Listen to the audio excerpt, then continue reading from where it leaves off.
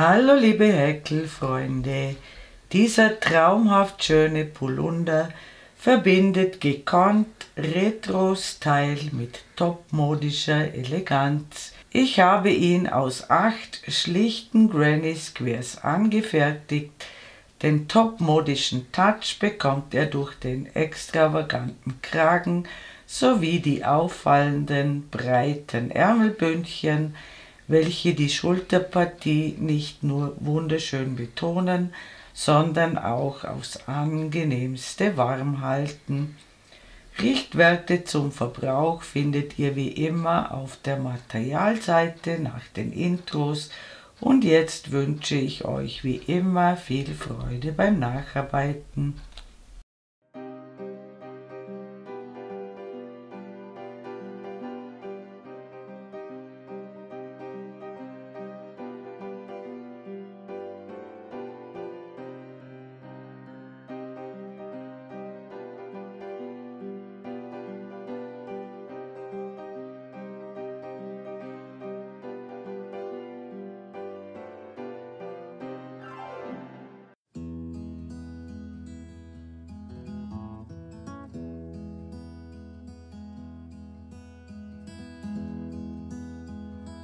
Ich verwende die Horizon von hobby.de.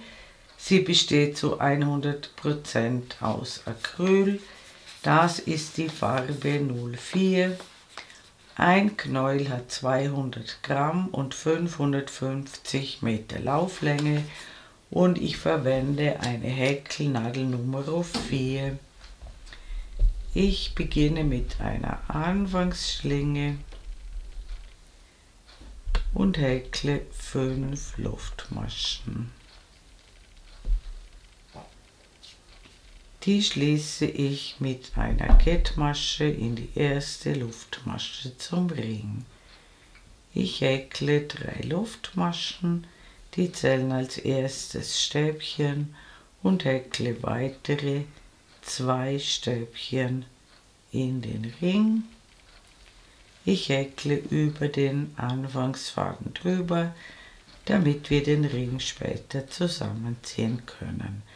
Wir haben 3 Stäbchen gemacht. Ich häkle 2 Luftmaschen, weitere 3 Stäbchen in den Ring.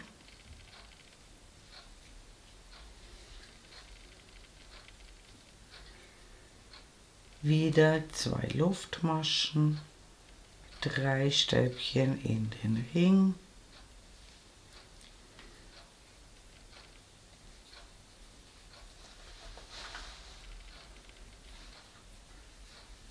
Zwei Luftmaschen und ein viertes Mal 3 Stäbchen in den Ring.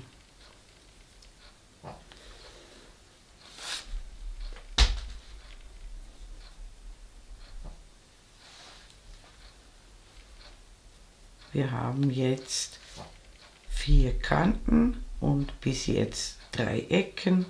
Die 4. Ecke mache ich ein bisschen anders. Ich hole einen Umschlag, steche in die 3. Luftmasche des Ersatzstäbchens ein, hole den Faden durch und masche alle Schlaufen gemeinsam ab. Ich schließe die Runde also mit einem halben Stäbchen. So haben wir auch hier eine schöne Lücke. Ich häkle wieder 3 Luftmaschen, die zählen als Stäbchen und häkle in die Lücke noch ein Stäbchen. Das ist eine halbe Ecke.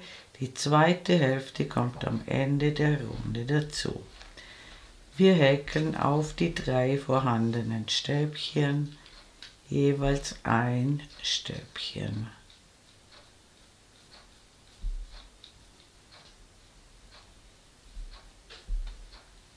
Und 2 Stäbchen in die Lücke.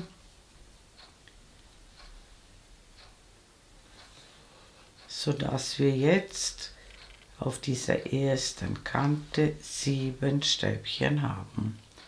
Dann häkeln wir 2 Luftmaschen, 2 Stäbchen in die Lücke,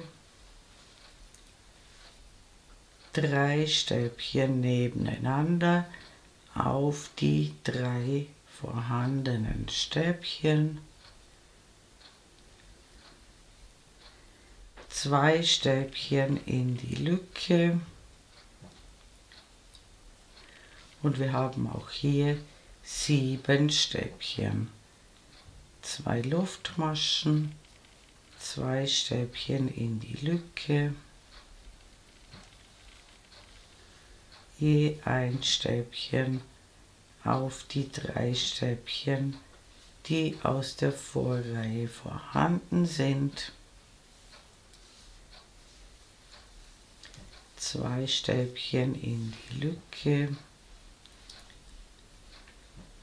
2 Luftmaschen, 2 Stäbchen in die Lücke, 3 Stäbchen auf die 3 Stäbchen der Vorrunde und ganz wichtig, auch am Ende fehlt noch die halbe Ecke, 2 Stäbchen in die Lücke und wir schließen mit einem halben Stäbchen in die dritte Luftmasche des Ersatzstäbchens. Das Ganze sieht jetzt so aus und diese Reihe wird im Prinzip jetzt ständig wiederholt. Pro Reihe kommen auf jeder Kante 4 Stäbchen dazu. Wir starten immer mit 3 Luftmaschen und einem Stäbchen in die Lücke. Das ist eine halbe Ecke. Jetzt haben wir 7 Stäbchen, die aus der Vorreihe vorhanden sind. Wir häkeln auf jedes Stäbchen ein Stäbchen drauf.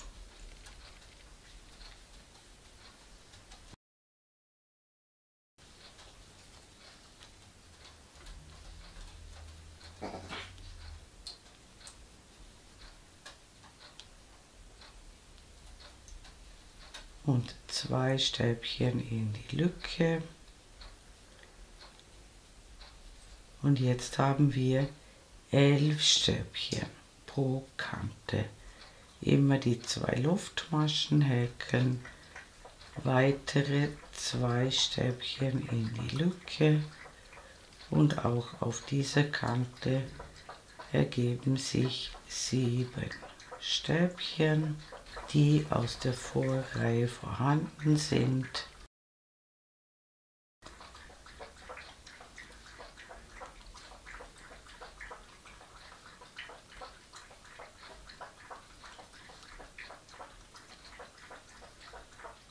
Und 2 Stäbchen in die Lücke und es ergeben sich pro Kante 11 Stäbchen. Und die brauchen wir auf allen 4 Kanten und am Ende der Runde sehen wir uns wieder. Willkommen zurück.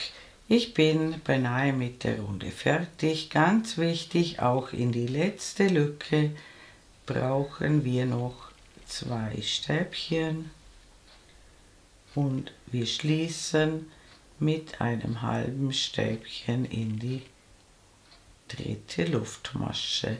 Es ist ganz wichtig, dass immer die Anzahl der Stäbchen stimmt und dass sie auf allen 4 Seiten gleich ist. Und wir wiederholen diese Reihe so oft, bis das Quadrat die angegebene Größe erreicht hat. Ich schreibe euch die Maße oben in die Ecke. Und wenn ihr so weit gekommen seid, sehen wir uns wieder. Willkommen zurück. Mein Quadrat hat die gewünschte Größe erreicht. Bei mir sind es zum Beispiel für die Größe 4042 28 cm und 11 Reihen. Das sind aber nur Richtwerte. Richtet euch nach eurem Maß für eure Größe. Und ich mache es immer so, ich häkle immer 2 Granny Squares. Wir brauchen insgesamt 8 genau gleiche Quadrate. Ich häkle immer 2, eins habe ich schon vorbereitet. Und beim ersten mache ich am Ende eine Luftmasche, schneide den Faden ab und ziehe ihn durch. Und beim zweiten könnt ihr gleich den Arbeitsfaden verwenden, um die Grannies miteinander zu verbinden. Und ihr könnt dabei auch gleich den Schlussfaden des ersten mit einhäkeln, dann habt ihr am Schluss nicht so viele Fäden zu vernähen. Ich häkle immer zuerst eine Luftmasche und dann steche ich durch die Lücke durch beide Granny Squares, hole den Faden durch und häkle eine feste Masche. Und dann häkle ich Stäbchen für Stäbchen die beiden Quadrate zusammen. Wir haben ja bei beiden dieselbe Maschenanzahl. Es muss sich also ganz genau ausgehen. Und wenn ich auf der anderen Seite angekommen bin, sehen wir uns wieder. Willkommen zurück, ich bin beinahe mit der Naht fertig. Am Ende häkeln wir noch eine feste Masche in die Lücke, häkeln noch eine Luftmasche, schneiden den Faden ab, ziehen ihn durch und ziehen ihn fest, und auf der schönen Seite sieht das dann so aus. Die Naht ein bisschen auseinanderziehen, und wir brauchen, wie gesagt, insgesamt 8 gleiche Granny Squares und 4 solche Teile mit 2 verbundenen Quadraten. Und wenn ihr so weit gekommen seid, sehen wir uns wieder. Willkommen zurück. Ich habe insgesamt 4 identische Teile angefertigt. 2 davon liegen hier auf dem Tisch und die verbinden wir jetzt zu einem Ganzen, und dazu legen wir sie so aufeinander, dass die schöne Seite jeweils innen ist, und wir schließen die Naht in einem durch und wir beginnen an der Ecke, stechen durch beide Lücken durch, holen den Faden durch und machen einen Knoten.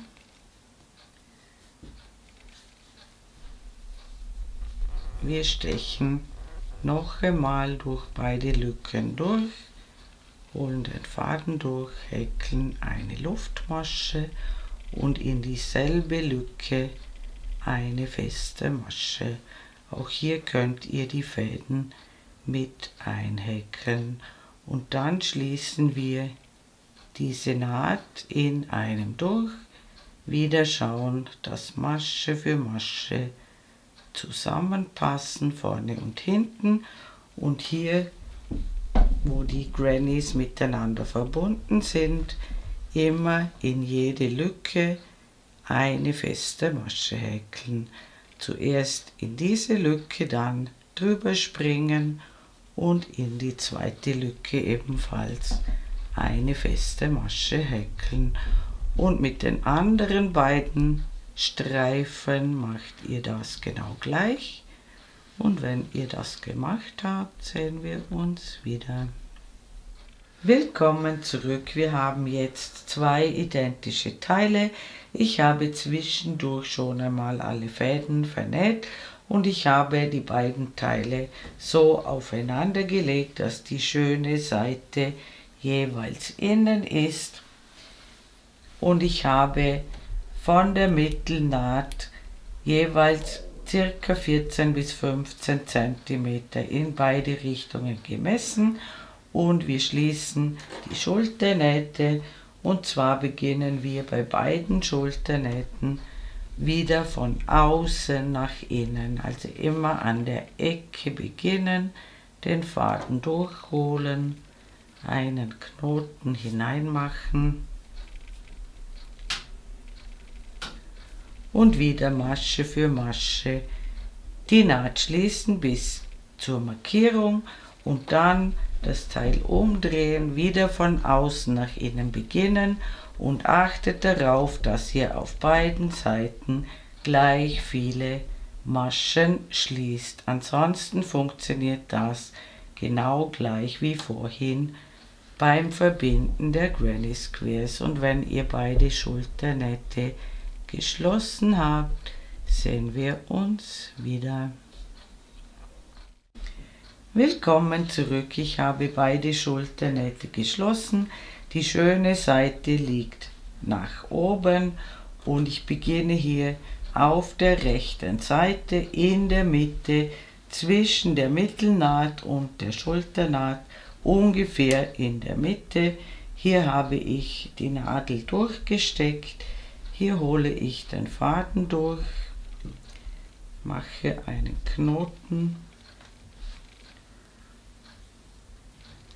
Ich steche noch einmal in dieselbe Masche ein, hole den Faden durch, häkle 3 Luftmaschen, die zählen als erstes Stäbchen und ich häkle rundherum lauter Stäbchen, bis ich wieder hier ankomme. Also in jede Masche ein Stäbchen und auch in jede Lücke ein Stäbchen, in die Lücken und auch hier an der Schulternaht schauen, dass kein Loch entsteht. Und wenn ich rundherum gekommen bin, sehen wir uns wieder. Willkommen zurück, ich bin rundherum gekommen und ich schließe in die dritte Luftmasche des Ersatzstäbchens mit einer Kettmasche zur Runde, häkle 3 Luftmaschen und wende die Arbeit und häkle die Rückreihe auf der Innenseite wieder zurück. Und wenn ich rundherum gekommen bin, sehen wir uns wieder. Willkommen zurück, ich bin wieder rundherum gekommen. Ich schließe wieder in die dritte Luftmasche des Ersatzstäbchens zur Runde, häkle 3 Luftmaschen und wende wieder die Arbeit. Wir häkeln also immer die Hinreihe auf der schönen Seite und die Rückreihe auf der Innenseite. Und wenn ihr die Arbeit zwischendurch weglegen wollt, dann würde ich immer zuerst zur Runde schließen, die Arbeit wenden und ein paar Stäbchen häkeln. Dann müsst ihr später nicht überlegen, in welche Richtung ihr gerade unterwegs seid. Auf diese Weise häkle ich den Kragen circa 10 cm hoch und dann sehen wir uns wieder. Willkommen zurück. Mein Kragen hat 10 cm Höhe erreicht. Bei mir sind das 8 Reihen, bei euch kann das auch ein bisschen anders sein. Ich habe zur Runde geschlossen, häkle 3 Luftmaschen und wende und wir häkeln jetzt dieselbe Anzahl an Reihen hoch, nur dass wir ab jetzt nicht mehr zur Runde schließen. Ich zeige euch das, wenn ich rundherum gekommen bin. Bis gleich. Willkommen zurück, ich bin rundherum gekommen. Ich schließe jetzt nicht mehr zur Runde, sondern wende die Arbeit, häkle 3 Luftmaschen und häkle alle Stäbchen wieder ab und am Ende der Reihe sehen wir uns nochmals wieder. Willkommen zurück, ich bin beinahe mit der Reihe fertig.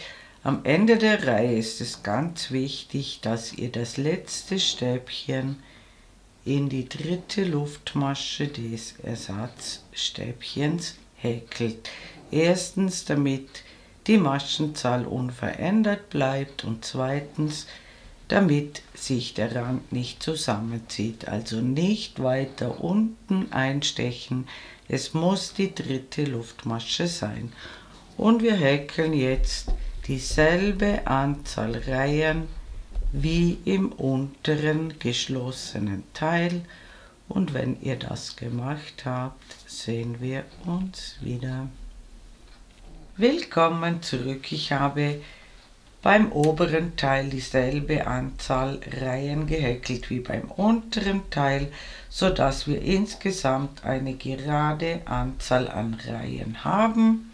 Ich habe also mit einer Reihe auf der Innenseite geendet. Jetzt häkeln wir eine Abschlussreihe und wir beginnen hier an der Schlitzkante. Ich starte mit 3 Luftmaschen und häkle um das Randstäbchen herum ein Stäbchen und um das Stäbchen, das wir soeben gemacht haben, häkle ich eine Dreiernoppe. Ich hole einen Umschlag, hole den Faden einmal durch, ein Umschlag, den Faden ein zweites Mal durch, ein Umschlag, den Faden ein drittes Mal durch und macht die Schlaufen nicht zu klein, so dass ihr mit der Nadel durch alle Schlaufen durchkommt. Wir springen in die nächste Lücke und häkeln um das Randstäbchen herum ein Stäbchen und wir häkeln um das Stäbchen herum wieder eine Dreiernoppe und immer alle abmaschen und ein Stäbchen in die nächste Lücke häkeln.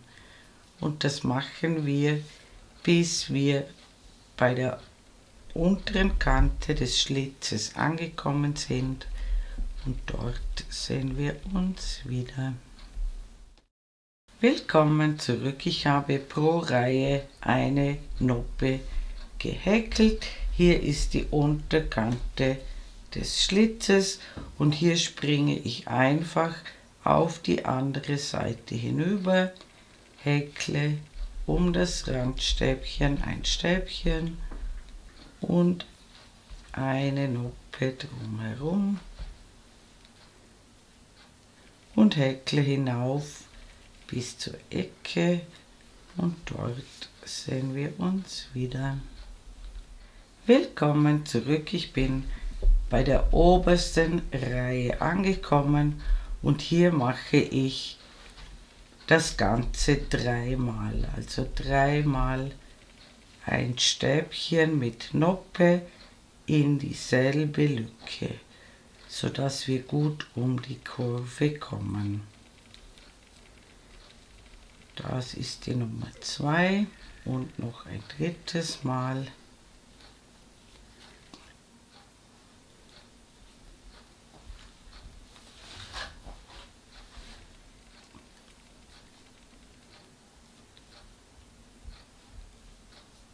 Jetzt kommen wir zu den schönen Maschen. Hier lasse ich ein Stäbchen immer aus, das erste, und häkle in jedes zweite Stäbchen ein Stäbchen mit Noppe. Eins auslassen, in jedes zweite Stäbchen ein Stäbchen mit Noppe häkeln und am Ende der Runde sehen wir uns wieder. Willkommen zurück. Auch am Ende der Runde häkle ich noch mehrere Noppen in die Ecke und zwar in diese Masche, wo diese 3 Luftmaschen herauskommen, häkle ich ein Stäbchen mit Noppe und noch einmal ein Stäbchen in dieselbe Masche mit einer Noppe drumherum und dann schließe ich in den Kopf der ersten Noppe mit einer Kettmasche zur Runde, häkle noch eine Luftmasche, schneide den Faden ab, ziehe ihn heraus und ziehe ihn fest.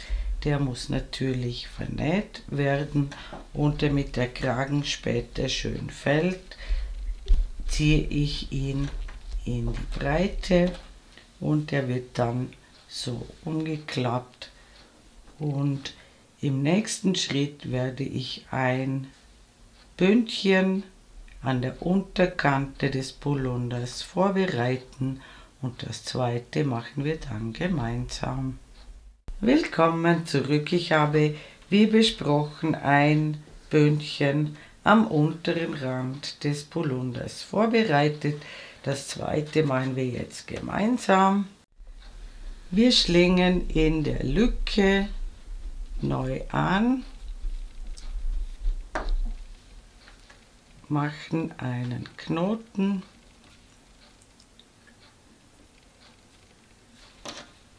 wir stechen noch einmal in die Lücke ein, holen den Faden durch und häkeln 3 Luftmaschen. Die sind bereits das erste Stäbchen und wir häkeln auf jede Masche ein Stäbchen.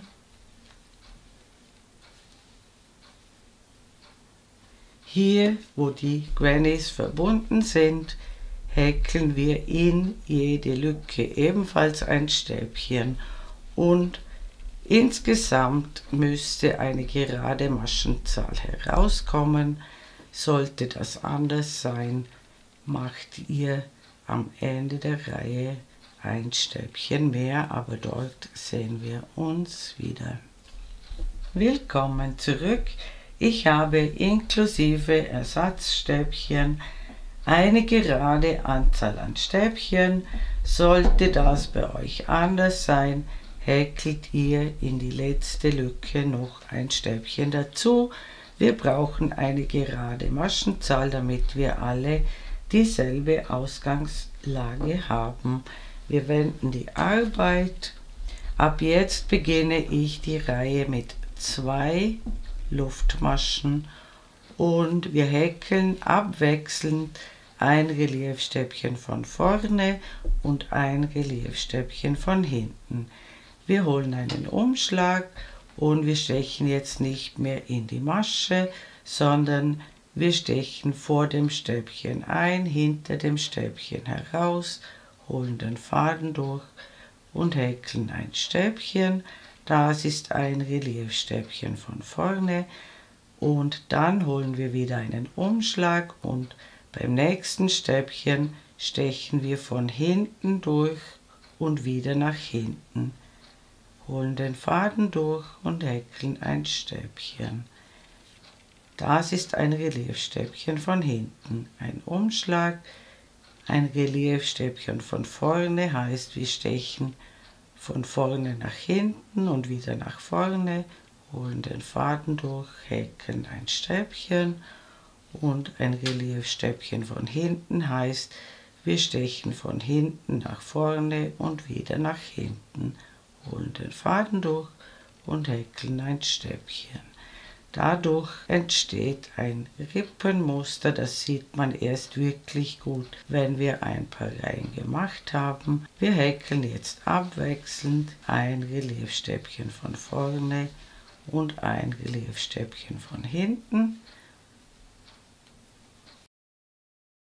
Es sieht so aus und am Ende der Reihe sehen wir uns wieder. Willkommen zurück, ich bin beinahe mit der Reihe fertig.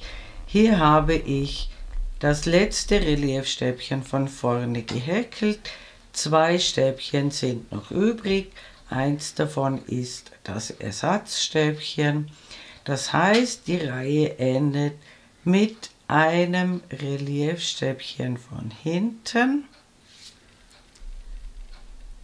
und dann häkle ich in diese Lücke nach dem Reliefstäbchen noch ein Randstäbchen. Das dürfen wir nicht vergessen. Ein ganz normales Stäbchen in die Lücke. Hier braucht ihr nicht die Luftmasche zu suchen. Wir wenden und diese Reihe wird nun stets wiederholt. Wir beginnen mit 2 Luftmaschen und die Reihe beginnt immer mit einem Reliefstäbchen von vorne und dann häkeln wir wieder abwechselnd eins von hinten und eins von vorne. Ich mache die Reihe zu Ende und dann sehen wir uns nochmals wieder. Willkommen zurück, ich bin beinahe mit der Reihe fertig. Hier habe ich ein Reliefstäbchen von vorne gehäkelt, dann müssen 2 Stäbchen übrig bleiben, ein Reliefstäbchen von hinten und diese 2 Luftmaschen, die wir am Anfang gehäkelt haben. Das heißt, die Reihe endet immer mit einem Reliefstäbchen von hinten und dann häkeln wir in die Lücke ein Stäbchen als Begrenzung. Ich zeige euch auch den Anfang noch einmal. Wir starten mit 2 Luftmaschen und beginnen immer mit einem Reliefstäbchen von vorne. Und ich mache den Bund circa 8 cm breit für mich.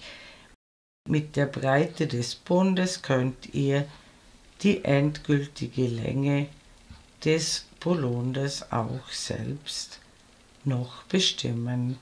Wie gesagt, ich würde ihn circa 8 cm breit machen. Und wenn ihr das gemacht habt, sehen wir uns wieder.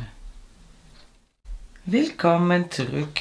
Ich habe 8 cm in diesem Muster gehäkelt. Bei mir sind das 10 Reihen, das kann euch als Richtwert dienen. Am Ende häkle ich eine Luftmasche, schneide den Faden ab, ziehe ihn heraus und ziehe ihn fest. Und ganz wichtig, macht als nächstes das gleiche auf der anderen Seite und dann sehen wir uns gleich bei den Ärmelbündchen wieder. Willkommen zurück. Ich mache bei den Armausschnitten genau denselben Bund wie bei den Vorder- und Rückenteilen, und zwar über diese beiden Granny Squares, die rechts und links von der Schulternaht sind. Ich beginne auch hier in der Lücke, hole den Faden durch, verknote den Faden,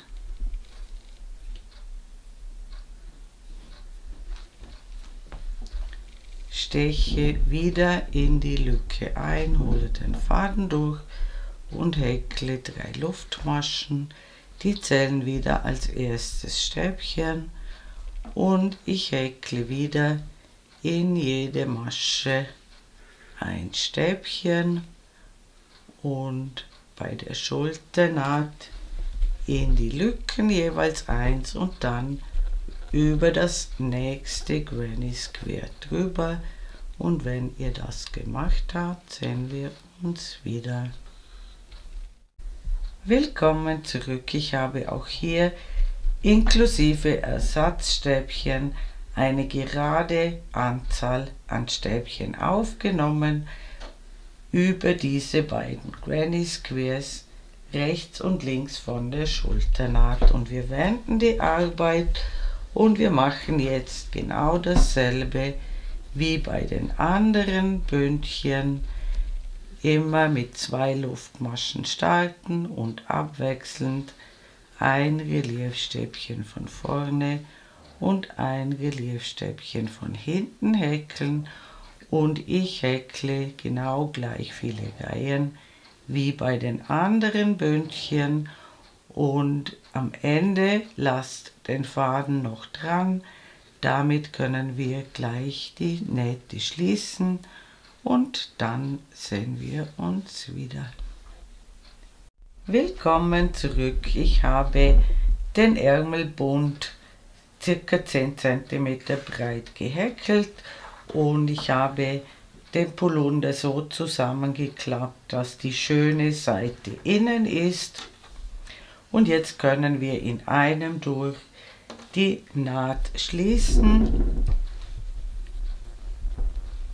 Wir holen den Faden durch beide Teile durch und hier, wo am Rand Stäbchen sind, mache ich um jedes Randstäbchen herum 2 feste Maschen und schaut, dass die Reihen ganz genau zusammenpassen. Und da bei der Seitennaht haben wir schöne Maschen, da funktioniert es genau gleich wie vorhin bei den Granny Squares, und beim unteren Bund wieder schauen, dass die Reihen ganz genau zusammenpassen, und wenn ihr die Naht geschlossen habt, macht ihr die zweite Seite genau gleich und dann ist unser wunderschöner Polunder fertig. Liebe Häkelfreunde, ich bedanke mich herzlich fürs Zuschauen. Ich hoffe, ihr habt viel Freude beim Häkeln dieses wunderschönen Polunders und mein nächstes Video ist schon in Arbeit. Ich würde mich sehr freuen, wenn ihr meinen Kanal abonnieren würdet. Falls ihr mir ein besonderes Dankeschön zukommen lassen wollt, könnt ihr das mit dem Super Thanks Button unter diesem Video tun. Eure Karin aus dem Ländle.